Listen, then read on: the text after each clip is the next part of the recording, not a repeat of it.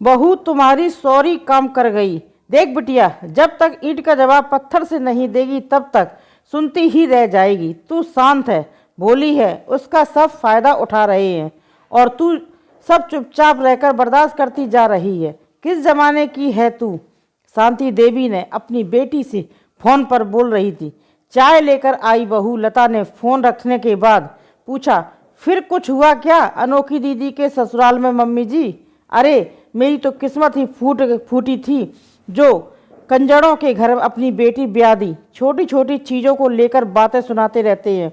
उसे कल दोपहर में धूप खिली थी तो उसने देखा सुरेख से सीलन की बदबू आ रही थी तो उसे उठाकर बालकनी में रख दिया। फिर काम के बीच ध्यान नहीं रहा तो अचानक आई बारिश में सारे जूते चप्पल भीग गए। फिर क्या था, जबरदस्त सुनाया सबने उसे। अरे भूल तो किसी से भी हो सकती है, तो क्या सब मिलकर बोलना शुरू कर देंगे? मम्मी जी पर सोचिए, सबके जूते चप्पल भीग गए होंगे तो परेशानी तो आई होगी ना। लेदर वाले तो ख़राब भी हो गए होंगे, तो क्या उसे सुना देने से सब ठीक हो जाएगा? नहीं, ठीक तो नहीं होगा, पर ये इंसानी प्रवृत्ति है मम्मी जी। कुछ खराब होता है तो इंसान के मुंह से कुछ ना कुछ निकल ही जाता है, ये जानकर भी कि वो चीज़ अब सुधारी नहीं जा सकती। पर मुझे पता है अनोखी दीदी थोड़ी ज़्यादा भावुक और कम बोलने वाली हैं ना, इसीलिए उन्हें दुख ज़्यादा हो जाता है। उस पर से भी अभी ज़्यादा समय भी तो नहीं हुआ है ना उन्हें ससुराल में, इसलिए तो मैं कह रही थी कि जवाब देना सीख, वरना सब तुझे ज़िंदगी भर यूं ही दबाते रहेंगे और तू बैठकर सुनती रहना। लेकिन मम्मी जी, आपको लगता है कि पलट कर बोलने से या जवाब देने से कोई भी मसला सुलझ सकता है? मतलब यही है कि आपने कभी सुना है लड़ाई के मैदान में कभी कोई फैसला या समझौता हुआ है? किसी भी निर्णय को लेने के लिए इंसान को आमने सामने बैठकर बात करनी पड़ती है। समझौते टेबलों पर ही हुआ करते हैं, लड़ाई के मैदान में नहीं। लड़ाई टेबल मैदान, ये सब क्या बोल रही है? अभी मेरी सोचने समझने की शक्ति उतनी काम नहीं कर रही। पहेली ना बुझा, सीधे सीधे बोल कहना क्या चाहती है? मैं यही कह रही हूँ कि ना आपकी सलाह सही है कि जवाब दे दो या लड़ लो, और ना ही अनोखी दीदी का चुप रहकर सुन लेना। आप दोनों गलत हैं, तो सही क्या है ये भी बता दो। हकीम लुकमान सास की इस बात पर आरती खिलखिलाकर हंस दी।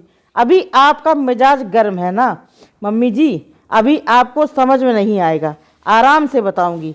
अभी मैं अमन को ले आऊं, बस गेट पर आने ही वाला होगा।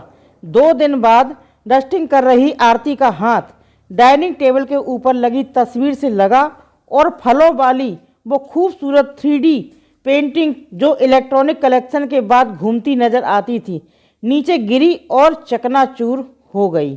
आवाज़ सुनकर सारे दौड़े आए। हे भगवान, इतनी सुंदर पेंटिंग तुमने गिराकर तोड़ दी बहू। सासू माँ बोल पड़ी। ये तो पापा के एक बिजनेसमैन फ्रेंड ने उन्हें गिफ्ट की थी जो अब इस दुनिया में नहीं है।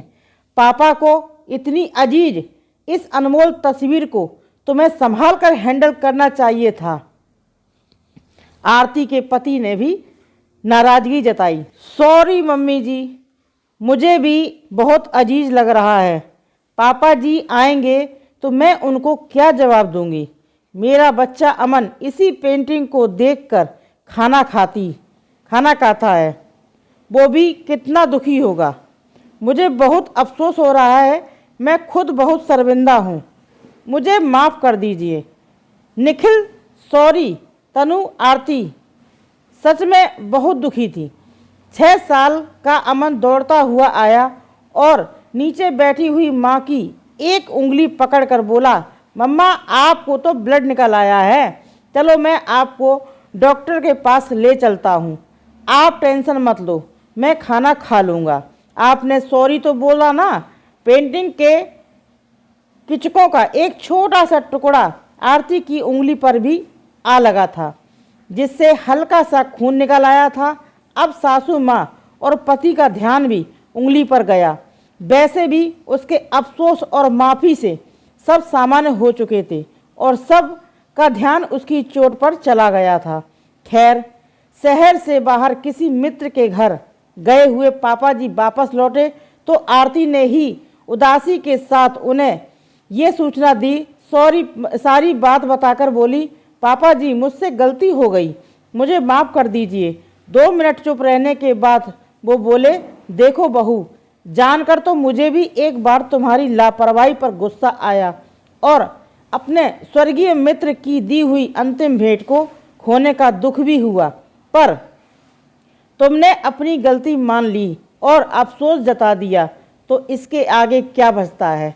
व्यर्थ का विषाद मन में रखने से और बहस करने से चीज़ वापस तो नहीं आ जाएंगी ना। कुछ दिन बाद सासू माँ फिर अनोखी से बात कर रही थी और उसे जवाब देने के लिए उकसा रही थी। आरती ने उनसे फ़ोन ले लिया। अनोखी दीदी, एक बात पूछूं आपसे, जब गलतियां होती हैं क्या उसके बाद आप अफसोस जाहिर करते हो कि सच में आपसे गलती हुई है और फिर माफ़ी मांगते हो? नहीं भाभी, आपको तो पता है ना, कोई मुझे सुनाता है तो मुझे चुप हो जाने की आदत है, तो बदल लीजिए दीदी इस आदत को। आपके चुप रह जाने से शायद उन्हें ये लगता हो कि आप गलतियां भी करती हैं और आपको अफसोस भी नहीं होता है और आप सॉरी भी नहीं बोलती हो। सॉरी बोलने से और अफसोस जताने से क्या हो जाएगा भाभी? ये लोग तो इतना बोलते हैं कि शायद ही इन पर सॉरी का कोई असर हो। आप एक बार बोलकर तो देखिए दीदी। सॉरी को ऐसे ही मैजिकल वर्ड नहीं बोला गया है। आप देखना 100% असर होगा। ज़्यादातर लोग सामने वाले की गलती पर इसलिए लगातार बोलते हैं ताकि उन्हें एहसास दिलाया जा सके कि उनसे गलती हुई है और वो उसकी पुनरावृत्ति ना करें। पर अगर गलती करने वाला पहले ही खुद को बजाय सही सिद्ध करने या लड़ने के गलत मान ले तो फिर विवाद के लिए बचेगा ही क्या। और यही नहीं, चुप रहकर जो आपके अंदर अंतर्द्वंद चलता है वो भी रुक जाएगा और आप खुद को हल्का और शांत महसूस करेंगी। सॉरी बोलने के बाद आप एक बार कोशिश तो करो दीदी। 1 हफ्ते बाद फ़ोन पर बात करती सासू माँ ने मुस्कुराते हुए आरती से कहा, बहू अनोखी कह रही है भाभी को भी बता देना कि उनकी सॉरी काम कर गई। सच है ना, हम अपने बच्चों को तो मैजिकल वर्ड सॉरी बोलना सिखाते हैं, पर जब हमें इसकी ज़रूरत पड़ती है तो अपने अड़ियल और निरर्थक अहम को ढोने के चक्कर में सॉरी का प्रयोग नहीं करते। अगर करें तो 100 में से 70 मामले तो यूं ही निपट जाएं और बात बढ़े ही ना, रिश्ते भी ना बिगड़ें और खुद के अंदर भी एक सुकून का एहसास हो। आपको क्या लगता है? वीडियो पसंद आई तो लाइक करें, दोस्तों में शेयर करें।